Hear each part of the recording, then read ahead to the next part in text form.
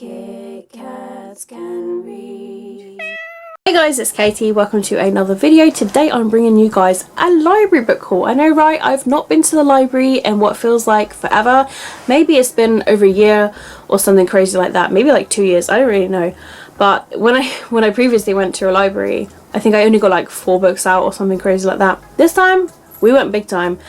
So this is the first time I've been to the library since it has reopened again after our lockdown, and it was really nice to go in there. I love browsing at the books, just like in a bookstore. I love browsing at all the books in the library. I went through all of the fiction books, which are like kind of like mashed together of like all sorts of fiction, whether it's like contemporary or thrillers, mysteries, all that sort of stuff. They're all mashed together. The only books they didn't have together are, I think there's like a sci-fi fantasy section, very small. My library is very small, but it is still pretty good. So I went round the fiction section first, then I went round to the young adult teen fiction. I had a little wander around other sections as well, like I had a little glance in the large print section. Sometimes you get some gems there. And then I went and had a look at the sci-fi and fantasy bit, and then I was looking at like the return trolley. I was just kind of like like having a little nosy. So I've put these in kind of like the order that I picked them up, so that I can like share with you like the ones that I got. So I've got a mixture today to share with you guys. I've got some chick lits, I've got some adult books, I've got some young adult books. So yeah, let's get started. So the first book that I picked up is It Started With a Tweet by Annabelle. Now I am really into sort of like reading chick lits at the moment, or anything contemporary, because it's the summertime. It's my favourite time. So this one I picked up because it sounds really cool, because it's literally about this girl who has lived their whole life online, and their social media obsession causes them to make a mistake at work. So her sister thinks that she's got the answer to the freefall, which is a digital detox in a remote cottage in Cumbria. They find a distraction called Jack, who's the rugged man next door. So can they settle into the life in an isolated village and survive without their phone? So it sounds like it's going to be one of those books where it's kind of like very similar to what I'm reading in Sunkissed, but like the teen version of like going to a place where you don't have technology and appreciating life and appreciating the things around you, like friendship and family and all that sort of stuff. So I feel like it's really going to be a big old appreciation, big character change from somebody who's going to go from technology to no technology. So that's why I picked this up, and I really sort of like want to give this a go. And plus obviously the little romance that's going to happen between these two people, like I think it's going to be really sort of like quirky too. Then I picked up The Great X Cape by Joe Watson. 2 Broken Hearts, 10 Ways to Get Over an Ex. Let the adventure begin. I have remembered seeing this around, might have been on Amazon, so I was like, ooh, my library's got this. So on a scale of 1 to worst idea ever, agreeing to give the toast at her best friend's engagement party when she's been in love with him for 3 years was not their finest decision, nor was accidentally confessing their love to them in front of all of the guests, including his fiancée. So they board a plane that will take them anywhere to get from the humiliation. They're pleasantly surprised to find themselves on a dazzling, beautiful island of reunion where she hopes she can heal her wounded pride, broken heart and bruised knees, when a painful face mask experience leads her to a fellow broken-hearted traveller. They decide to give each other a helping hand and follow a foolproof 10-step plan to get over their respective exes. So begins their crazy adventure. What could possibly go wrong? It sounds like these two are going to meet and relive all of their embarrassing moments with their exes and all of their trauma and everything that's gone on with it, and find each other. And I really like those sort of stories, so it sounded really cute, and yeah, I'm looking forward to this one. Then I picked up The Boyfriend Project by Farah Roshan. I'm really sorry. So it says here, will he be the one to break all of her rules? So POC characters on the front, which I was straight away like, yes. So 3 friends, 1 pact, temptation to break the rules. Samaya Brooks, I never thought that she'd be that girl, but a live tweet of a horrific date reveals the painful truth. She has been catfished by her 3-timing jerk of a boyfriend. Along with 2 other girlfriends, London and Taylor, it has gone viral. The three besties are making a 6-month pact, which is no men, no dating, and just time to focus on themselves. So they can focus on their careers and app development. So a deliciously sexy and distracting Daniel walks into their life. It's definitely not really part of the plan. Are they actually boyfriend material, or is he too good to be true? So it sounds really cute, and I've not heard of this before, but Jasmine Guillory has quoted on this, and she's quite big in the romance world. But yeah, I've not heard of this before, but it looks really new. It feels really new. It's this lovely and floppy too, so I'm probably the first person to borrow this actually. So yeah, happy that I got this one. Then I picked up The Dog Share by Fiona Gibson. 2 strangers, 1 dog. It is complicated. This, straight away, just by looking at the cover and everything, I'm just sort of thinking, well, they've got to share a dog. It's probably going to be a love to hate sort of situation, and animals as well. So let's see what the back says. Susie is having a bad day. A shabby terrier turns up at her door. Scout has been abandoned, although only one of them has been left with financial mess and a business in tatters thanks to her ex. They take Scout in, and her chaotic world changes in unexpected ways. Strangers have never been more welcoming, and her teenage kids can't wait to come home to visit. A chance encounter on a windy beach makes things more complicated because they aren't the only one who needs a friend. Scout has plenty of love to go around, but does Susie. So it sounds very different to what I was thinking about what it was going to be about. To be honest, I picked it up because I was like, this sounds really cool, like the dog share, like sharing the dog. So yeah, we'll see about this one. I feel like I've seen this around, so it'll be interesting to see if I enjoy this one. Then I picked up Dark Matter by Blake Crouch. This is a book that so many people on BookTube have been talking about, and I'm just like, I like the sound of that. Also, this one has red edges, which is really cool. So it says here, "Are you happy in your life?" are the last words that Jason hears before the master abductor knocks him unconscious, before he awakens to find himself strapped to a gurney surrounded by strangers in hazmat suits, before the man that he's never met smiles down at him and says, "Welcome back." In the world that he's spoken up to, their life is not the one that they know. Their wife is not their wife, their son was never born, and they're not an ordinary college physics professor, but a celebrated genius who has achieved something remarkable and impossible. In this world, is this the world or the other that's the dream? And even if the home he remembers is real, how can Jason possibly make it back to the family that he loves? The answers lie in a journey more wondrous and horrifying than anything that he could have imagined. One that will force him to confront the darkest parts of himself, even as he battles a terrifying, seemingly unbeatable foe. So I kind of got this because so many people have just said how amazing this book is on BookTube, and I saw that my library had it. They also had the other book called Recursion, but I thought, let's try this one first. And if I really enjoy it, then I can get Recursion at some point. But yeah, I'm just sort of like, I want to see what all the fuss is about. And it sounds mysterious as well, and it sounds interesting. So I'll see what I think about it. Then I picked up here Chloe Neal. This is the first book, called Veil. The series is called A Devil's Isle, and these are paranormal books. So it says here, 7 years ago, the veil that separates us from what lies beyond was torn apart. New Orleans was engulfed in a supernatural war. Those with paranormal powers have been combined into a walled community that humans call the District. Those who live there call it the Devil's Isle. Claire is a good girl with a dangerous secret. She's a sensitive, which is a human endowed with magic that seeped through the veil. They know that revealing their skills would mean being confined to the Devil's Isle, but unfortunately hiding her powers left her untrained and unfocused. Liam has no time for a sensitive with no control of her own strength. When he sees them using their powers to save a human under attack, they decide to bring them to the Devil's Isle and to the teacher that they need. Even though getting her out of their way is the same as keeping them out of his head, and more sensitives fall prey to their magic and unleash their hunger on the city. Claire and Liam must work together to save New Orleans, or else the city will burn. So it's kind of like an adult series of like magic, and Chloe Neal's like pretty big. She's got the book series that is the Chicagoland Vampires, with the first book, Some Girls Bite. I haven't read that myself, but I was like, you know what, I'm kind of really into my paranormal. Like, I feel like I could totally give this a read at the moment. And it was just lying there in the library, and I was like, why not give this a go?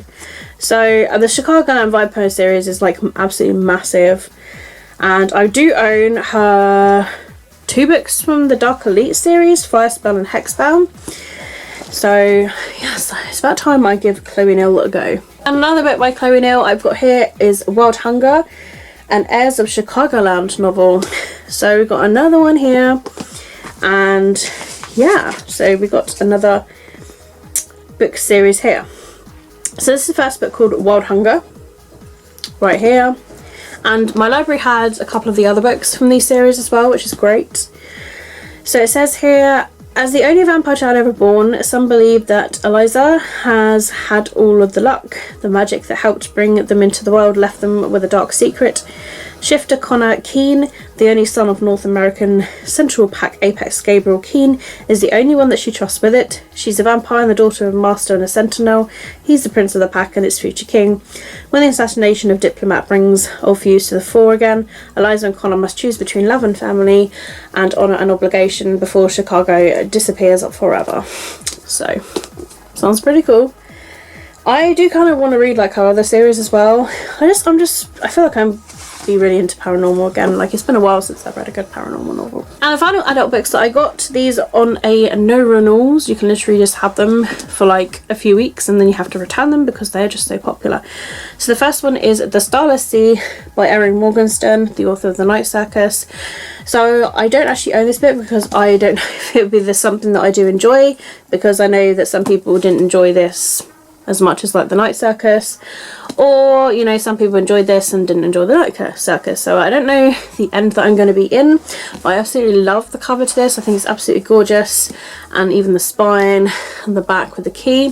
So it says here, when Zachariah Rawlins stumbles across a mysterious library book containing details from their own life among its pages, it leads them on a quest unlike no other. Following the clues inside, they are guided to a masquerade party, a dangerous secret club, and to a labyrinth filled with stories hidden far beneath the surface of the earth. When the labyrinth is threatening them, they must race through its twisting tunnels and crowded ballrooms, searching for the end of his story. Sounds really interesting though. I like the sound of it, that they stumble across a book that has details about their life, so of course they want to find it.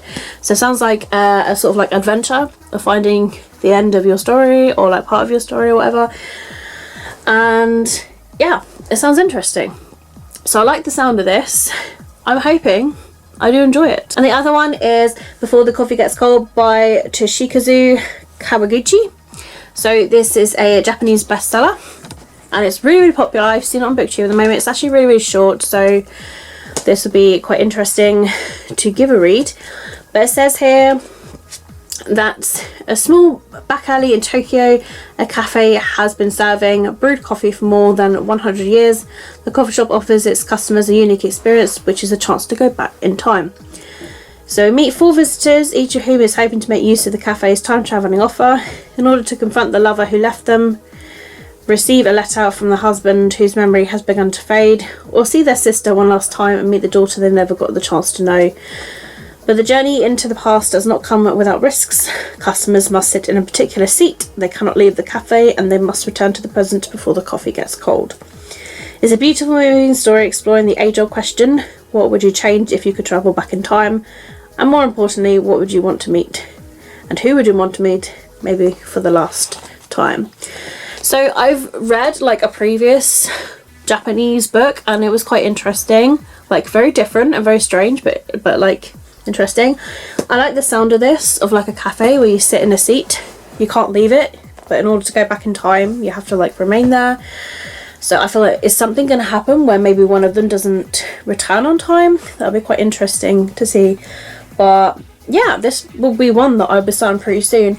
And yeah, it sounds really, really interesting, and I'm glad that I've got hold of a copy for myself now. Now on to the young adult books, of course. So I picked up No Shame by Anne Cassidy. So I read the first book, No Virgin, and it would be great if I could get onto giving this a read, because I have read the other one. So I read No Virgin and this is No Shame. I'm Girl X, my real name is Stacey Woods, and I'm determined to get to justice. So this is a sequel to it. And if I remember, the first book was quite hard hitting. These are really sort of like short books as well, but it would be great to finish this. I think it's just a duology, if I'm completely honest. So, you know, I was like, you know what, I'll pick this one up because then I could literally complete this duology. And then a lot of you guys will be really, really happy that I've got this. This is the Black Flamingo by Dean Atta. So many people have recommended this. It's an LGBT novel and it just sounds so cute. But this is a story that's told in verse, so we shall see, because I don't normally like poetry. So, I mean, I've read one slam poetry book and I gave it 4 stars. So, I mean, we shall see, we shall see. So, this is not about being ready or about being fierce or fearless. It's about being free. Michael waits in stage wings wearing a pink wig, a pink fluffy coat and black heels. One more step will lead him illuminated in the spotlight. He's been on a journey of bravery to get here. He's almost ready to show himself to the world in bold colours. Can he emerge as the Black Flamingo?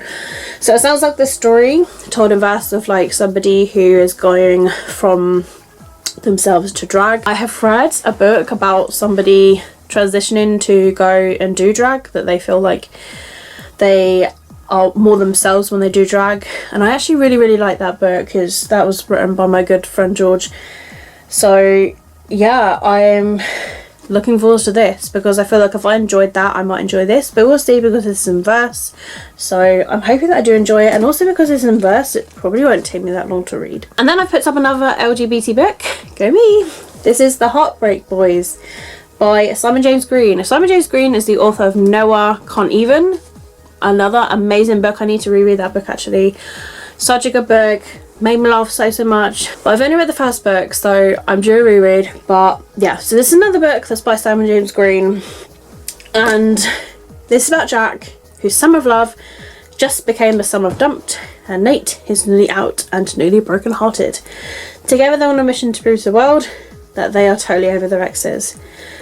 Between dismal campsites and clamped out camper vans, is there a sparkle of something that might change this summer for an insta fake to forever? Oh, here it is. Noah Could Never. Noah Could Never. Noah Can't Even and Noah Could Never. And also the book Alex in Wonderland. So I saw this in Waterstones and I was like, I'm not entirely sure. And then when I saw it in the library I thought, well, let's give this a try and see. If I really, really enjoyed Noah Can't Even, then I will most likely enjoy this anyway. Then I've got here a Cody Keplinger book. This is That's Not What Happened, who is the author of The Duff, Cody Keplinger. And I have got Run by Cody Keplinger. I've recently read The Duff, and there's a Lying Out Loud, which I've got somewhere. So it's been 3 years since the Virgil County High School shooting, 3 years since my best friend Sarah was killed in a bathroom stall. Everyone knows Sarah's story. It's not true. I know because I was with her when she died. This might be my last chance to set the record straight, but I'm not the only survivor of the story to tell about what did and didn't happen that day. The fake Sarah story is important to a lot of people who don't take kindly to what I'm trying to do. The more I learn, the less certain I am about what's worse, the guilt of staying silent or the consequences of speaking up. So this is in the series. It's kind of like a spin-off book. I'm not entirely sure how they're linked, but there are a few books that are in the actual Duff universe. Like, I don't know. But you have the Duff, and then I think Lying Out Loud is part of it as well. And Midsummer Night Dream, I think there's another one as well. And Midsummer's Nightmare, Shut Out. Shut Out is the most recent one I've got. But I'm trying to read all the other books that are somehow linked to the Duff. I think they're based in the same school, I think is what it is. So, I don't know, but I got hold of this one now because I want to read all the other books because I absolutely love the Duff. But this one feels really hard hitting because we've got somebody that passed away and like 2 sides to a story by the sounds of it. So I feel like this one's going to be really, really emotional. So we'll see what I think about this one. 2 more books left, guys. This one is Girl Serpentthorne by Melissa Bashardust.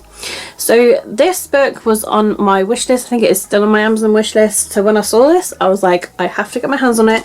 This looks absolutely brand new. I'm probably the only one that's borrowed this book. But I've been hearing a lot of people giving it like their favourite books of last year and really, really enjoying this book. So when I saw it, you know, if people recommend a book, then I'm, you know, really, really inclined to get my hands on it. So, once upon a time, there was and there was not, as all stories begin. A princess cursed to be poisonous to the touch. But for Soraya, it's not just a story. They're cursed to kill anyone that they touch. And they spent their whole life hidden away from everyone except for her family, safe only in their gardens. One day, her brother soldiers captures a demon, a creature that could hold the key to her release. And as her choices lead to consequences that she never imagined, she begins to question who she is and who she's becoming, a human or a demon, a princess or a monster. So, yeah, I mean, it sounds intriguing and different, and hopefully I do enjoy it because so many people have recommended it. And then the final library book that I've got here is A Snowfall of Silver by Laura Wood. If you guys have been following me, you'll know that I absolutely love A Sky Painted Gold by this author. Another one of my favourite books.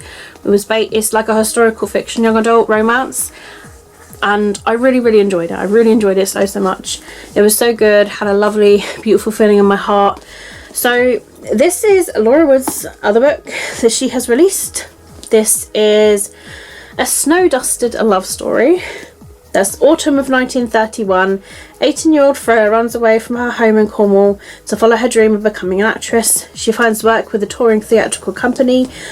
They think their path to success is very clear, and amidst all the glamour and the bustle of stage life, they discover for the first time a place to belong. Can reality ever live up to expectations, and what if her life and falling in love turned out to be nothing like she planned? So 1931, autumn time, and following your dreams, going into acting. I love things like acting and stuff, so I feel like I would really enjoy this. I really hope that I do. But Laura's also written a book called Under a Dancing Star. I did not know that she released this. So I've been completely out of the loop. But this book actually came out last year, it says here. So I can't believe it. How did I like miss this book? So there you have it, guys. That is the end of my library book haul. There are so many that I've got here, but I'm really excited about all of them. I was literally picking up the ones that I literally like felt really happy to have in my hands. So I've got two that I've got to like read pretty quickly, like this month literally, because they are like fast reads. I can't renew them. I've literally got to read them. So I've got until the 17th of June, I think. So I've got a couple of weeks to read them. And that is the Starless Sea and the Japanese book, the Coffee Getting Cold book. So yes, I've got to read those first, and then I think I will end up like picking and choosing from these for the Whatever You Want-a-thon, and also for the Popular-a-thon that's happening in literally the 3rd week of this month. I think I will pick some of these definitely, because I've got some LGBT books there, and all of these books are really popular. All these books are pretty much popular. That's how I've heard from them, because they're popular. So yeah, I'm really excited about all of them, so we shall see what I think about them. But I'm just happy to go back to the library again, and it's picking up books that I don't have to buy unless I really enjoy them to the point where I want my own copy to keep and to reread and stuff. So this is like the perfect opportunity. So I'm really happy that I've got these now, and I just really wanted to share all of these books with you guys, and I hope that you have enjoyed this video. If you have, don't forget to give it a thumbs up. If you are new to my channel, then please feel free to subscribe to my lovely little book channel on BookTube. I post videos like all the time. I don't have a specific schedule, but I'm always doing like bookish videos. I do vlogs and hauls, TBRs, all that, you name it. I always try to participate in readathons as well. But yeah, I'm just loving the fact that I've gone back to the library again. You have no idea like the happy feeling that I've got, that I can just walk into a library and look at all of these books. All of my social media links you'll find linked in the description box below. Twitter, Instagram, Goodreads, my Amazon wishlist. I have also got a gaming channel there, like a Twitter that's dedicated to it, as well as a Twitch and a YouTube. And also book club links are down below as well. You'll find literally all of my information just down below if you just want to research me out. But let's be friends, guys. I love making friends so much. So give me a follow. I'll follow you back. Let's chat about books and stuff. And it'll be like happy days. But that's it for me, guys. Keep smiling, keep reading, and be happy. My name is Katie, and I'll see all of you wonderful, awesome people in my next video. Bye.